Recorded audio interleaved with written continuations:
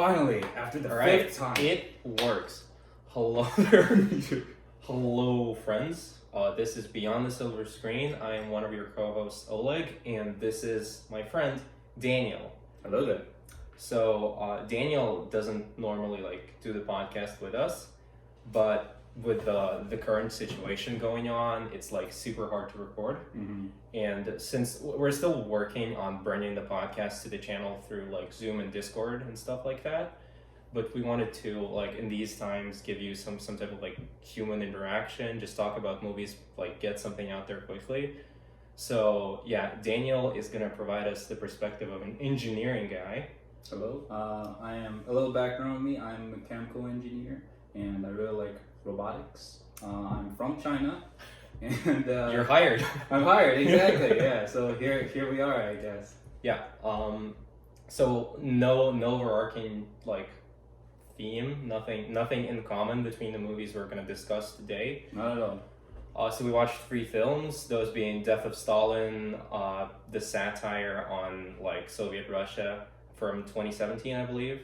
Then we watched I Am Mother, this year's or last year's recent Netflix high concept, low budget sci-fi flick. Mm. And then finally we watched the classic Aliens, the sequel to Alien, the kick-ass action movie from 1986. All right. You will. Yes, you will. All right, so, oh yeah, important disclaimer, as is, I guess, tradition with this channel, all of the movies that we're going to discuss, we might talk about certain plot points, so this is definitely not a spoiler-free review. Consider this a spoiler warning, the 3 of you who watch this channel. We are going to be talking about the plot in these movies. All right, so The Death of Stalin is the first film. I got the information right here. Nice. So it is a 2017 satirical black comedy film written and directed by Armando Iannucci. I hope I didn't mispronounce that. I'm sorry if I did. I mean, wait, is it made by a Russian director? No, it's No? not. Oh, I believe he is Italian because the movie is based on a comic book. Interesting. Okay. Yeah, I don't want to talk too much about the director or the comic book because I could make mistakes. I don't know enough, and I'm not gonna be educating anybody here. That's interesting. However, what I do know is that this movie, upon its release, was banned in Russia. I don't know. Do you know if it was banned in China? Actually, I actually don't know, but Netflix in general is pretty much inaccessible in China. So, yeah. Yeah, definitely So hard. that's why China never had a problem with this. It's well, yeah, when this movie just released and was banned in Russia, it wasn't released on Netflix. I think it was only released on Netflix. Oh, that's recently. interesting. Yeah. Okay. So what happened is they released this movie into theaters, and then the people who are supposed to, I think it's the people who are supposed to give the movie an age criterion sort of thing. Okay. They watched it and they were like, holy shit, we cannot have our people watch that, and they took it out of literally as it hit the theaters, day one, they were like, oh shit, and then they take it out of the consumer's eye. Understandable. Knowing the content of the movie, I can definitely see that. You know, this actually reminds me. Actually, the movie The Interview, that was actually banned in China.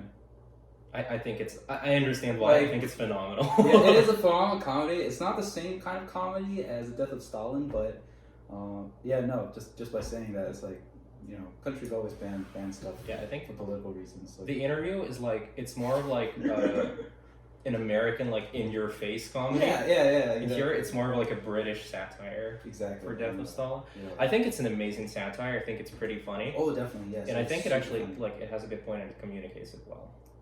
Yeah. What the thing that you want to say about the Death of Stalin? My thoughts about The Death of Stalin is that every time I laugh, I feel really guilty because it's almost based upon solely upon really, really dark humor. The one I laughed out most was the terrible way all those chancellors and general secretary, yeah, them carrying the body of Stalin around, you and I were talking about this. They're definitely gonna drop it. They're definitely gonna drop that. Yeah. And we were just waiting for that to happen. Watch the movie to see if it actually happened. Well, yeah. But that's the thing. I feel really guilty about that. like trying to like this man's dead, and we're laughing about people making fun of his body. Yeah, it's a lot of dark humor in the entire movie. Sort of reminds me of What We Do in the Shadows. Also a bunch of dark humor. More political. But more political dark humor than just dark humor in general, I guess. Yeah, I personally like my stance on this is that like of course it is to a degree disrespectful to the people who are portrayed there, but the people who are presented in the movie and who are satirized in the movie are big political figures. Mm-hmm. Like, agree with them, disagree with them. Like, I know that there are different opinions, especially in Russia currently, about that, because this is like historical heritage, and historical heritage is rarely like easy and not controversial. But like, humor is a mechanism of coping and of poking like fun at stuff.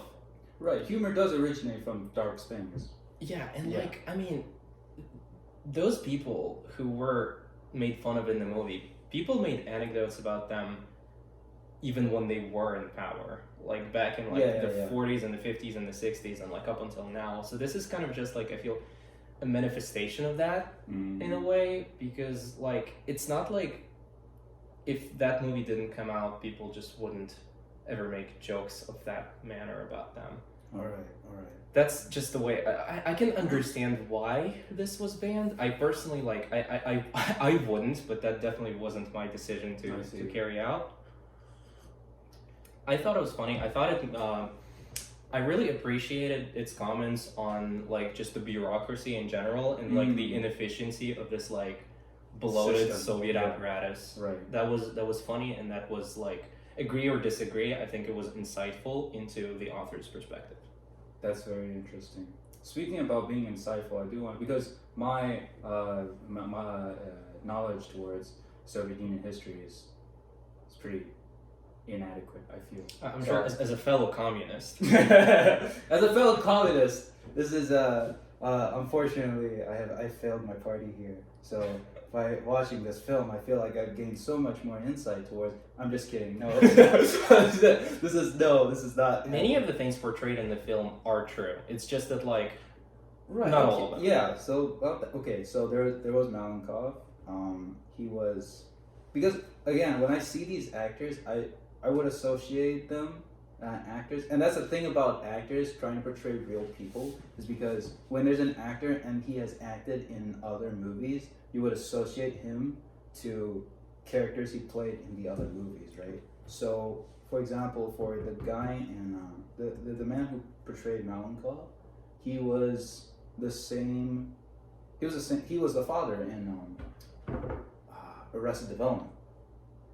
All right, yeah. Right. So when I was thinking about Malenkov, I thought he was, a leader. I didn't know that, he was a bit indecisive. But then I was like thinking about like him. He would always screw up. He would always think about terrible things to try to inflict on other people. You mean the character from Arrested Development? From Arrested Development, yeah, because he was a mob boss.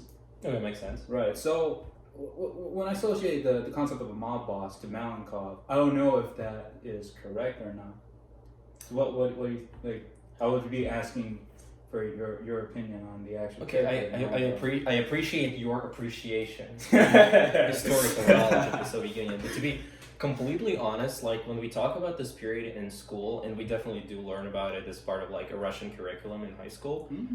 Like Malenkov was in power for like approximately a year, like less than that, I believe. So we don't really touch on most of the stuff he did, especially concerning like his personal character, like how he interacted with other people. So I don't really know. Based on the historical context, I personally would make the judgment that he was indeed probably somewhat indecisive and somewhat too reluctant on the status quo, that being like Stalinist practices in how the Soviet government was run. But like, don't take my word for it. I'm not a historian. I'm only speaking out of like the stuff that I know, and this is definitely not a video on history. This is a video on movies. Right.